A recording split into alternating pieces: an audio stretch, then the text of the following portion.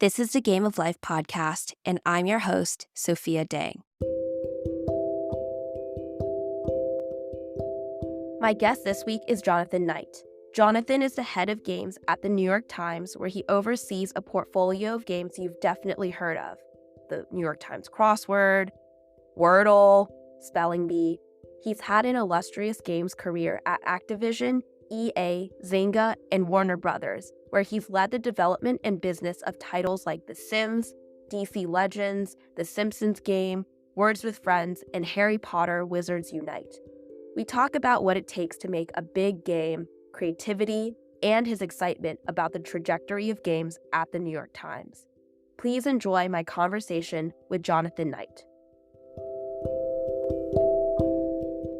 Jonathan, welcome to the show. Sophia, thanks for having me. Excited to be here. There is a fantasy series called The Chronicles of Amber, written by Roger Zelazny. Why has that influenced your life? Why do all roads lead to Amber? It's funny you say that. It's not that well known of a series. You can't even find it in bookstores anymore. I don't know exactly why it's always stuck with me. I'm one of three brothers, and the story is about these immortal princes and princesses, siblings who are squabbling over a vacant throne, and it's a precursor to Game of Thrones in a way. And actually George R.R. Martin and Roger Zelazny knew each other, and Martin was in some ways inspired by him. But I read it when I was a teenager, and it's just one of those things that has always stuck with me. And I've done lots of super nerdy fan sites and fan groups and fan clubs and side projects to do with this world. I just thought it was a fascinating kind of multiverse universe, in some ways ahead of its time. And All Roads Lead to Amber refers to Amber being the one true world. And no matter what journey you're on, you kind of always end up there. It's a play on All Roads Lead to Rome. Anyway, that series has meant a lot to me. You've been in the business of games for over 20 years, I believe. Is that the right number, or is it even more? It's above 20, yes. You've been in the business of games for over 20 years, and you've taken many different roles like executive producer, creative director, studio head. So you've seen a wide lens. Can you help us generally understand what it takes to create, operate, and launch a game? That's a very big question because, the games industry is large. It's a $200 billion and growing global industry. And you have console games and PC games, and you have massively multiplayer worlds, and you have little single player phone puzzles and everything in between. And I like to say some games are as different from one another as a game is from a movie. So it can be really difficult to come up with sort of one way to build a game. I started out as a producer, and that was my first job in the industry. And I do feel like I've gotten to see all different facets of game making, and a producer is often at the center of everything, and their job is to bring the different disciplines together. At the end of the day, you have to have a really clear vision on what it is that you're trying to do. It's a team sport, game making, so you're usually working with either small or very large team, but a multidiscipline team that has to all be on the same page about what they're doing and why they're doing it. So clear market goal, clear opportunity, clear user that you're going after, and then a real clear vision on what you're doing and why it's going to be special and different. And then you hunker down and do the hard work of software development and production and iteration, testing, and hopefully get to something great. At the different places you've been, Activision, EA, Zynga, Warner Brothers, can you share a few examples of how the culture was different in the game making process?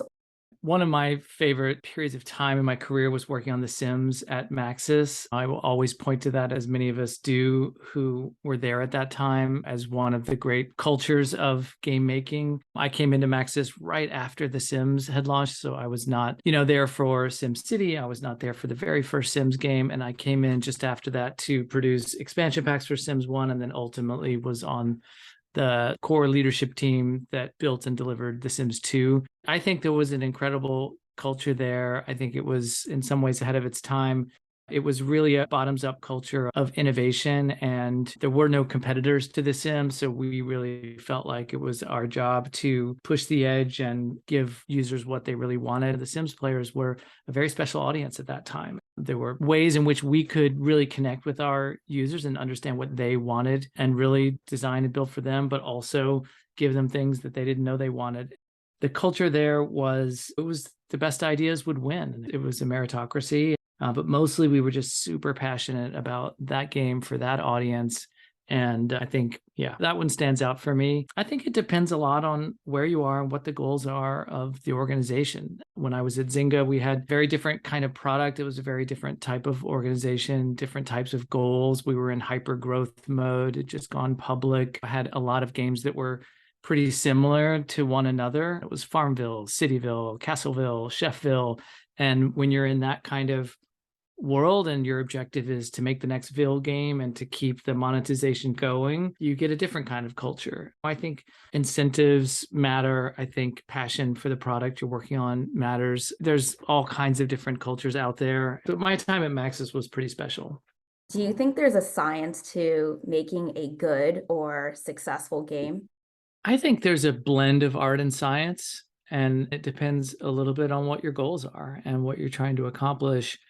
I think if you're making a mobile free-to-play game and your goals are to maximize your profits, then there's probably more science to that than art. So it depends a little bit, but I think you want to be very data-driven, right? And you want to be getting data as early as possible and then reacting to that data. And if you're working within established genres, let's say you're making squad-based RPG for mobile, like Star Wars Galaxy of Heroes or Marvel Strike Force or Summoner's War, something in that category, which I like very much. It's pretty formulaic, like it's pretty well established what's going to work, largely speaking, in terms of engagement, monetization. And so, yeah, there's going to be a lot of science there.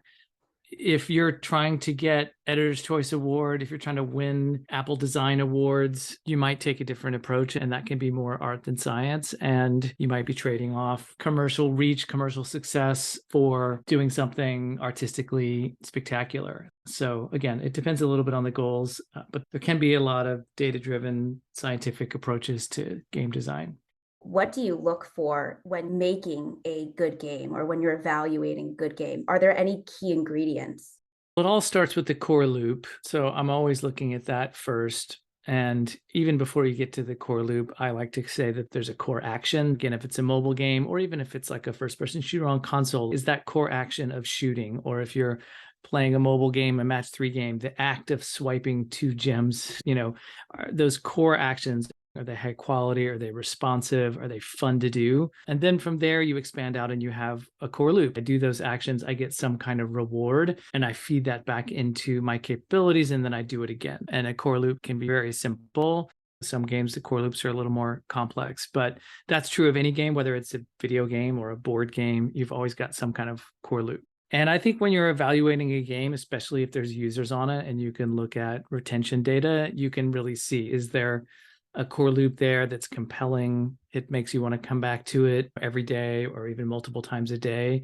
And if you've really got that, you start to build out the layers of the onion. You have additional game loops that are pushing you to do the core loop, but in different ways. They're pushing you to different types of rewards that will lead to different types of investments. And that part becomes really fun and much easier to design when you have a strong core loop. How does one put their minds in the player? Is that what you do, or do you do something else? Well, I personally do a mix of becoming that player myself, and I always obsess over whatever genre I'm working in. If I'm working with a team and we're building an RPG, or if we're building a puzzle game, a word game, or a trivia game, or if we're building an action game, like I will get obsessed with that category and play it really deeply and play the best of the best in that category. And in that way, I become our first player. And I really try to just very objectively bang on the game and be like, okay, if I was really coming to this fresh, here's my experience with it. Here's where I'm struggling. Here's where it's awesome. At the end of the day, you're always going to be biased if you're on the games team. You'll fall in love with what you're building. You'll find all sorts of excuses as to why everybody's going to think it's great. And so then you have to marry that up with getting out in front of real users as early as you can and as often as you can, and getting that data from them, whether it's just like a focus group of 5, whether it's friends and family, whether it's a much more expanded piece of research that's thousands of users and you're doing like a quantitative survey, or maybe it's a longitudinal study where you're getting 20 people and you're letting them play the game for a week and then you're surveying what they think. That's just critical. But I usually try to sort of get that feedback coming in from research all the time and then marry that up with my own experience, or maybe the experience of a close family member, and look for patterns in the feedback and look for the things that you really need to act on. One other thing I would say about getting close to the player is it can be very helpful, and this isn't an original idea from me, you'll hear this a lot, to create a persona, to create a fictional almost character that represents the users that you're going after, the player base you're going after. When we worked on Farmville, we had Susie from Ohio, and Susie from Ohio was 50 years old. She was on Facebook all the time, didn't play any other games, but fell in love with Farmville, loves the idea of a digital quilt decorating her farm. We kind of understand what she cared about, and we would literally print that stuff up and put it on a wall in the studio and just remind ourselves that we might be a bunch of much younger white male game developers, or often there would be a pretty diverse group of developers, especially as we got into Zynga. But sometimes you have to admit that like you're not coming at things from the same perspective as Susie from Ohio. And we would just point to her and remind everybody, this is who we're making it for. And I think that can be super useful if you're working on something that you yourself wouldn't necessarily play. I always try to work on things that I would play, but sometimes you just need to make sure you know exactly who you're building.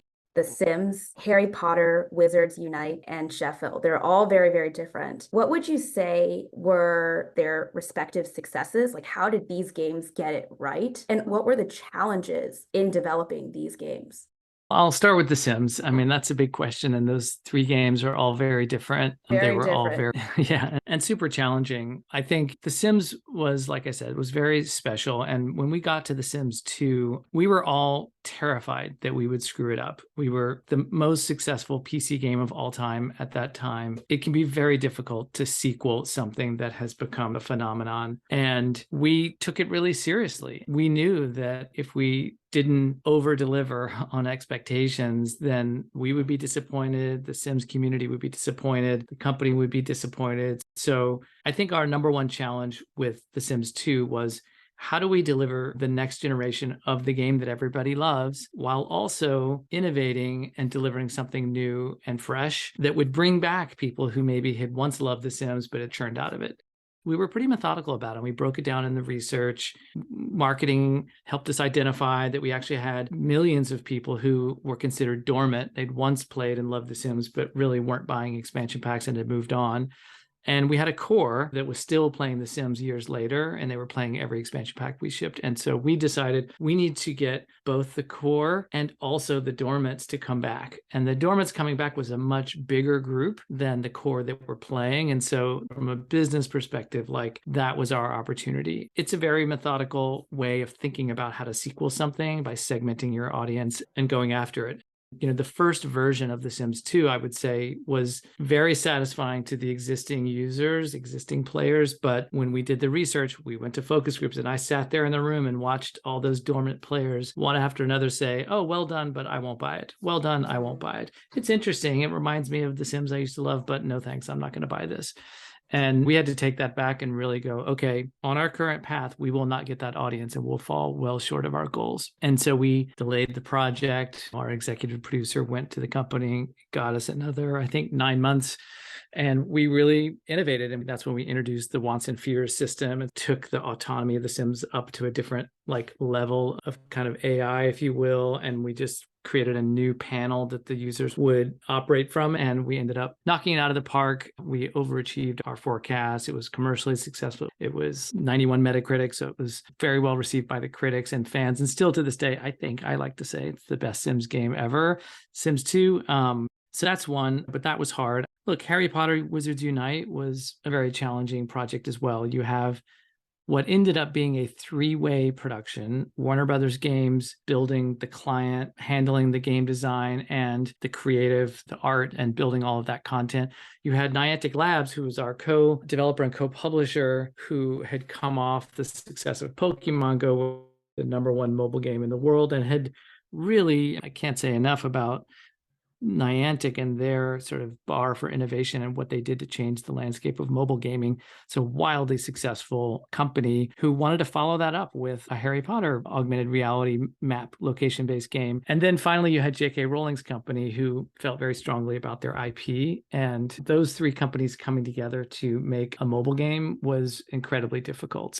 I would say with The Sims, we largely controlled our destiny. It's an original IP. We were the ones making all of the decisions with a ton of support from the company, and we just needed to get it right. With something like Harry Potter Wizards Unite, we just had so many stakeholders and so many goals and so much tension between which company was trying to do what, that it made it very hard for any one part of the team to feel like they had control and could really chase a vision.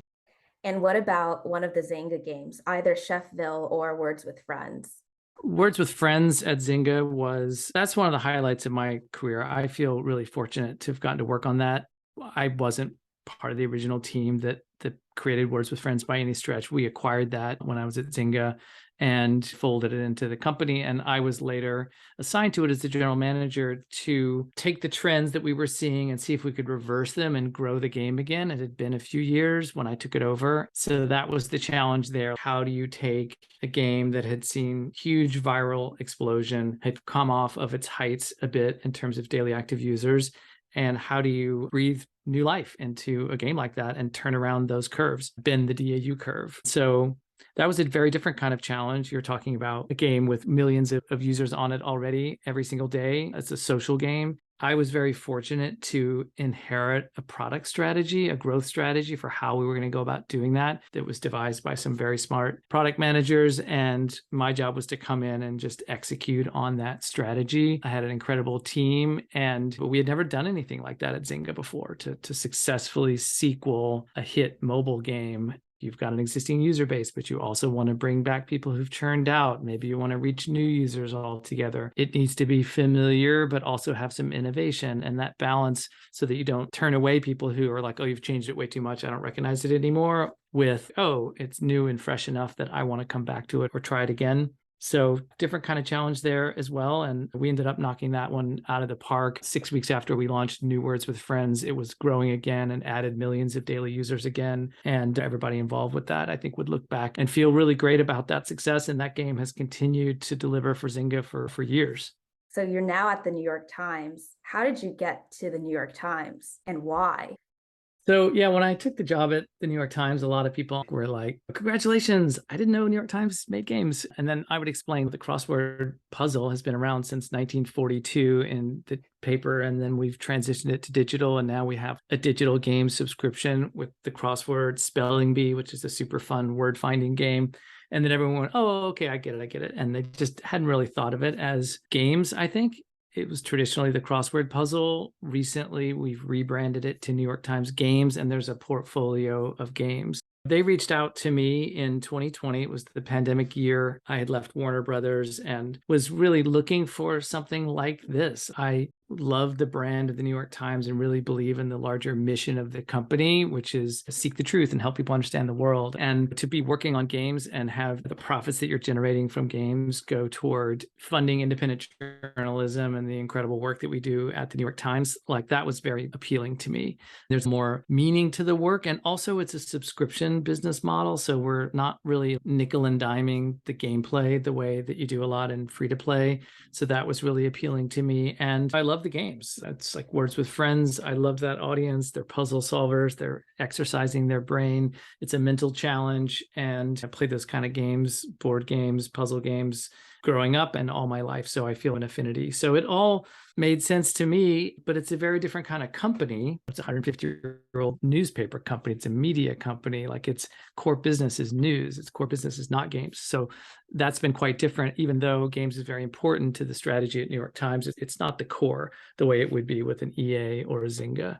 It's been an incredible adventure. I've been there a little over 2 years now. In particular, at the beginning of this year, we acquired Wordle, which was like an internet sensation, a true cultural phenomenon. And that has really propelled New York Times Games, just given us kind of a spotlight. And we've had a really awesome year. So that's been a lot of fun. What can you share about the Wordle acquisition? It was fast. It was intense. The game was created by Josh Wardle, and he made this game for his partner as a love letter, and the New York Times picked up on it. You know, the game was growing in popularity. It was still relatively small compared to what it was going to do. And we wrote a story about him. He's based in New York. He also plays New York Times Games. His partner, they play Spelling Bee at the Crossword Mini, and he made this game in some ways inspired by that category of games. when the article started getting spread around the office, people were like, maybe we should buy it, and played it, woke up the next morning thinking about it, solved that day's Wordle, woke up the next morning thinking about it, spoke to him January 5th. And by January 31st, we had announced to the world that the New York Times had acquired Wordle. So it was very fast. The game was still blowing up, and it was a really fun time looking back on it, but it was stressful for everyone involved because, we knew we wanted it to happen, and it was just a matter of getting it done, and we did. It was going viral, so it sounds like it was a very obvious buy, but what makes it a good fit puzzle for the New York Times? What makes a good fit puzzle if you were to think about buying other games or making new games for the New York Times? So we have a motto internally: thoughtfully made and thoughtfully played. We think our games should be human made and human curated, and there's like a puzzle for you to solve every day, even if it's as simple as like a human has picked the Wordle for today and you need to guess it. So that really distinguishes us. And with our crossword puzzles, we have obviously a much more involved editorial pipeline for constructing a puzzle, editing it, curating it, and then putting it out to the world to solve. Our puzzles are these kind of wonderful solutions that when you get it, you have this like rush of satisfaction and achievement. We also think our games should be time well spent. And we loved that about Wordle from the very beginning, which is, it's so tempting. I'll go, why don't you let them keep going and solve more Wordles during the day? And, for Josh, the creator of the game, it was very important. No, there's one word per day. You guess it, and then you put it down and you get on with your day. And in the morning or in the evening, whatever, you can come back and do it again the next day. And I think that's true of most of our games. Obviously, a Sunday crossword, you're going to spend a little bit more time than you will with a Wordle. And that's why Wordle is so popular relative to, say, the crossword. But I think in all, we're not trying to get 24/7 engagement from you. We're giving you a puzzle to solve. When you solve it, you can move on and come back tomorrow. How do you think about the strategy of the portfolio of games? Is it some games you want there to be more growth, X percentage? Yeah, how does that look like? Always trying to grow our audience. And I think we do that by reaching new segments, satisfying different needs of different segments. And you do that sometimes through different types of games within a genre. Like we have the word category, I think, locked up in a way, but we have Wordle, which is massive reach, but it's a quite simple game that you solve it within a few minutes and you move on. We have the crossword, which reaches sort of a different, what we call more of a steadfast, our base, if you will, much more involved puzzles, but those users are super loyal and dedicated. We have Spelling Bee, which I think has done a nice job of hitting families, and it's a little more social, and there's a Twitter following. So I think within word games, we've got good diversification of segments and users and different needs and demographics. As we think about growing further, we're looking at other categories. You want a portfolio, you want to be able to keep growing and reaching new types of folks. Like we're interested in trivia, we're interested in visual puzzles. We have Tiles, which is a really nice puzzle that a lot of people solve that every single day. It's more of a Zen type game. We think of it as play for your mood as opposed to play for your mind. I think there's more we could do there for sure. We're looking at that. But yeah, I think you want some games that are going to really go deeper and maybe convince you to become a subscriber. And then maybe you want other games that just have, again, massive reach, but then might be a good funnel into those deeper experiences that are part of the subscription. So there's a little bit of like a funnel strategy as well to the portfolio. Have you seen that games has contributed to new subscribers who may not have been reading the New York Times before? The answer is yes. And we've had a great year in 2022, driving both record levels of what we call games only subscriptions. So people who are just subscribing to the games and not news, but also people who are coming in through games and are taking the bundle, our all access bundle of news and cooking and games and Wirecutter.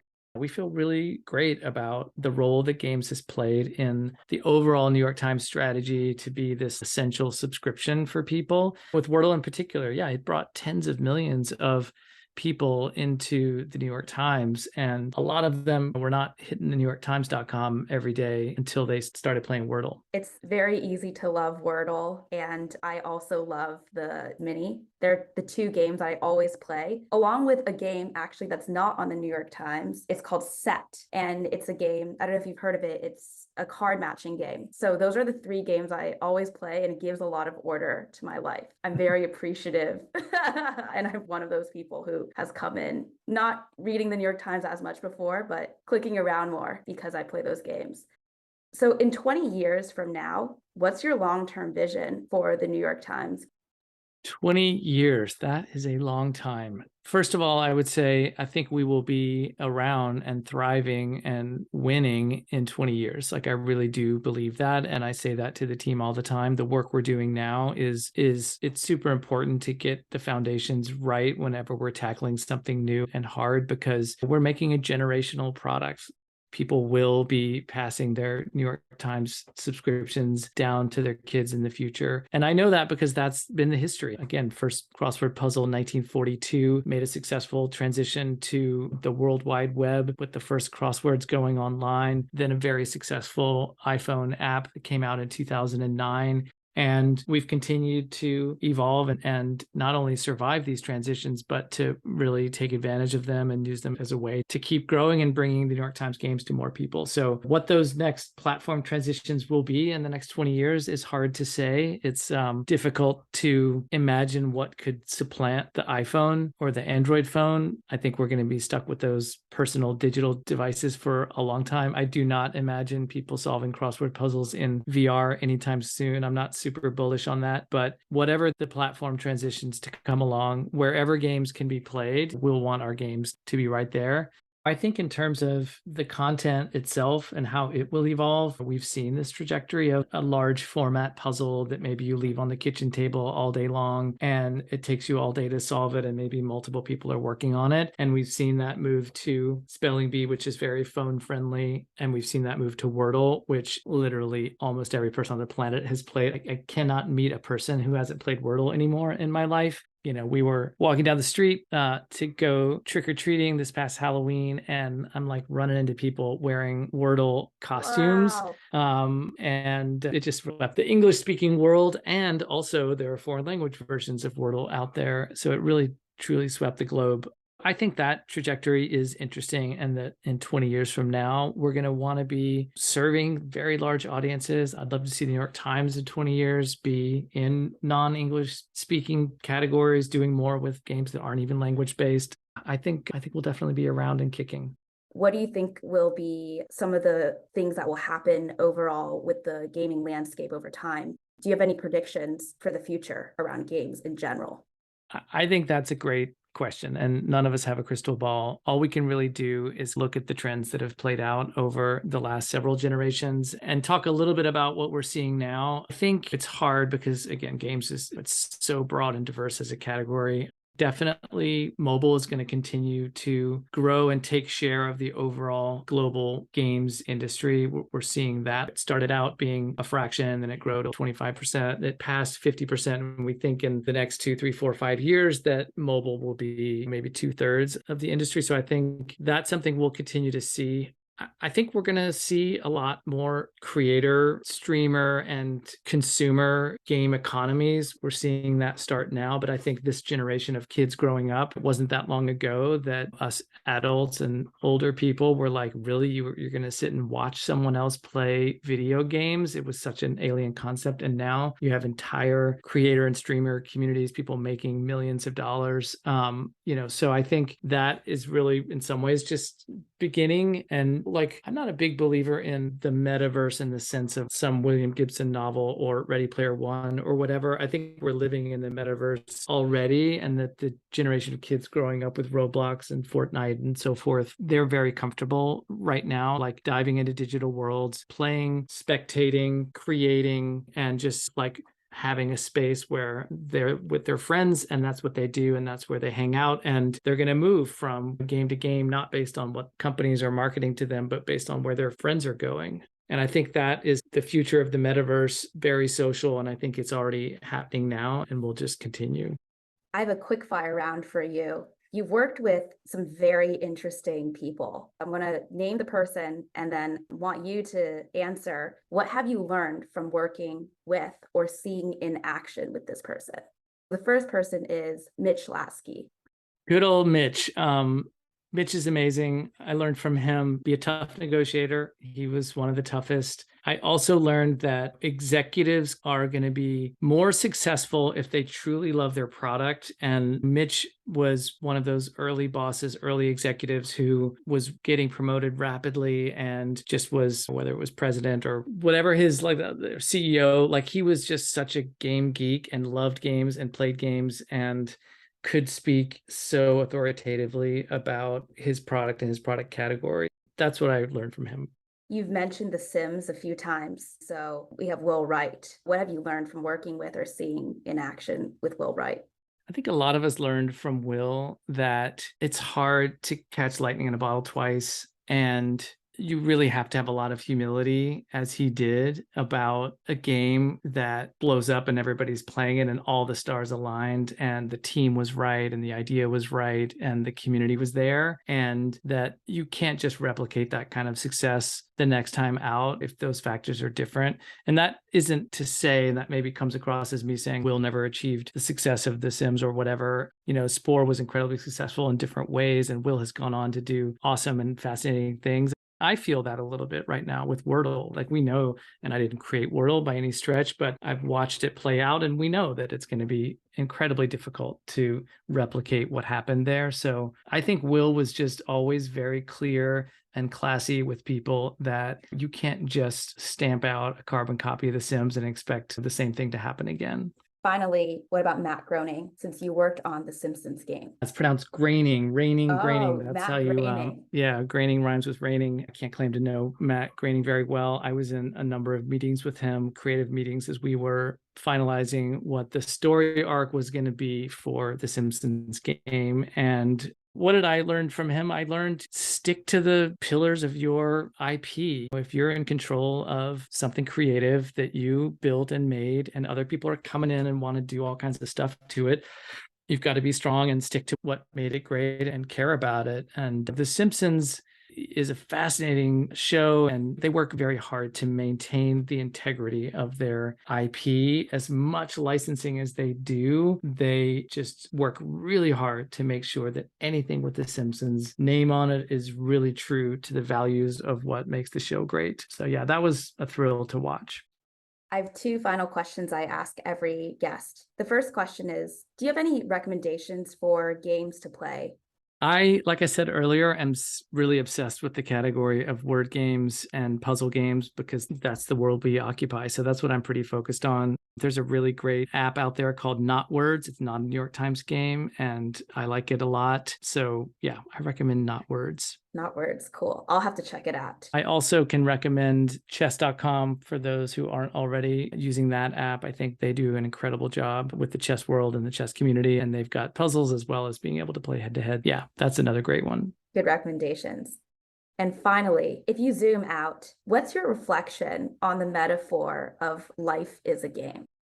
Life is a game in a lot of ways. I started this by talking about the core loop, and I think our lives in a lot of ways are core loops. We get up, we go to work, we come home, we entertain ourselves, we go to bed, and we do it over again. I think that's why working on The Sims was so fun, because we were essentially taking life and making a game out of it, simulating it, if you will, but trying to build a system and mechanics and all of that, and tuning variables to replicate life. And I think that can also be sad if you think about it. And what we all need to do is make sure that we're like breaking out of our core loops and traveling, trying new things, breaking the rhythm, breaking the cadence to keep it fresh and interesting. Yeah, don't get overly stuck in a loop. That would be my advice. The good thing is that one can break the core loop. So one is a player who has some level of agency. Hopefully we are not all stuck in an actual simulation, Otherwise, just we following really a program. have agency. But we could believe we do. And maybe that's enough. That's right. Thank you so much, Jonathan. It was great having you here. Thank you, Sophia. Thanks for having me on.